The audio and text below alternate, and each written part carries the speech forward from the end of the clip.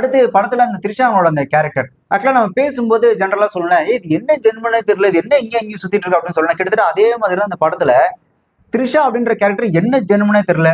அந்த கேரக்டர்னால படத்துக்கு ஒரு யூஸும் இல்லை. அந்த கேரக்டர் தூக்குனாலும் படத்துல எந்த பிரச்சனையும் இல்லை. த்ரிஷா வந்துட்டு அந்த டானோட அந்த கமல் சாரோட கீப் அப்படின்ற மாதிரி காட்டுறாங்க. இன்டர்வல் பேக்ல கமல் சாரை போட்டு தனதுக்கு அப்புறம் த்ரிஷாவை சிம்பு கூட்டு போயிறாரு. த்ரிஷாவை சிம்பு கூட்டு போனதுக்கு அப்புறம் ஆக்சுவலா அந்த த்ரிஷா அவங்களோட போர்ஷனே பாத்தீங்கன்னா ஒரு மாதிரி இரிட்டேட்டிங்கா தான் இருக்கும். அவங்க வந்து பிளாஷ்பேக் ஒன்று காட்டுவாங்க, அந்த டான்ஸ் ஆடுற மாதிரி, அதெல்லாம் அந்த என்ன சொல்றது, ஒரு விபச்சார விடுதலை டான்ஸ் ஆடுற மாதிரி காட்டுவாங்க. அதெல்லாம் பார்க்கும்போதே என்னடா ஏன்டா அப்படி பண்றீங்க அப்படின்ற மாதிரி தான் இருந்தது.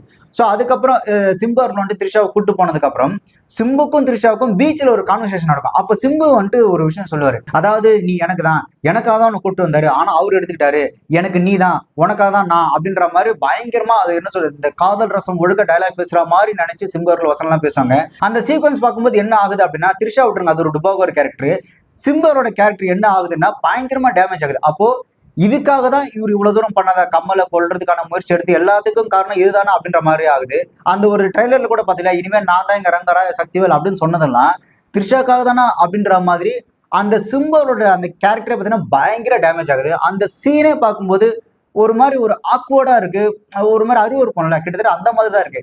த்ரிஷா அவங்க பேசுற டயலாகா இருக்கட்டும், அதை வந்துட்டு இவர் போய் கெஞ்சுற அந்த காட்சி அப்படின்றது ரொம்ப ரொம்ப கேவலமா தான் இருந்து. இது ஒரு சீக்வன்ஸ், இது ஒரு காட்சின்னு சொல்லி எடுத்து வச்சு ஏன்டா அந்த கேரக்டரே டேமேஜ் பண்றீங்க அப்படின்ற அளவுக்கு தான் ஆகுது. அதுலயும் ஒரு சீன்ல சக்திவேலனும் உயிரோடு தான் இருக்கிறாரு அப்படின்னு காதுல கேட்ட உடனே ஒரு ஜர்க் ஒன்று கொடுப்பாங்க. நம்ம இந்த தங்க பதக்கம் திரைப்படத்துல சிவாஜி கணேஷ் ஒரு ஜர்க் கொடுப்பாங்களா, அந்த மாதிரி அதெல்லாம் பார்க்கும்போது செம்ம காண்டா இருந்து.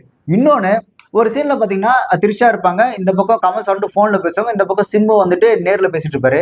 அப்போ சிம்பு கிட்டேயும் ஒரு பதில் சொல்லுவாங்க, இல்ல நான் வரமாட்டேன் அப்படின்னு சொல்லுவாங்க. அதை கமல் சார் வந்துட்டு இன்னது வரமாட்டியா அப்படின்னு கமல் சார் சோகமா ஃபீல் ஆவாரு. அதெல்லாம் பார்க்கும்போது பயங்கர கிரிஞ்சா இருந்தது. ஆடா அதுவாவது பரவாயில்ல.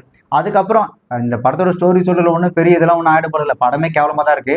அதுக்கப்புறம் பேம் பிளாஸ்ட் ஒன்று நடக்கும். உடனே கமல் சார் வந்துட்டு இந்த வழக்கம் போல அவரோட அப்படின்னு போவார்ல, அந்த மாதிரி த்ரிஷாவை பார்க்க போவாரு. போகும்போது இவரோட முதுகுல வந்துட்டு செவுரு விழுந்துரும்.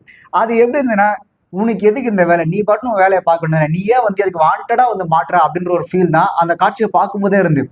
இன்னொன்னு அந்த காட்சியை பார்க்கும்போது தேட்டர்ல பார்த்தீங்கன்னா பயங்கரமா சிரிச்சுட்டு இருக்கிறானுங்க.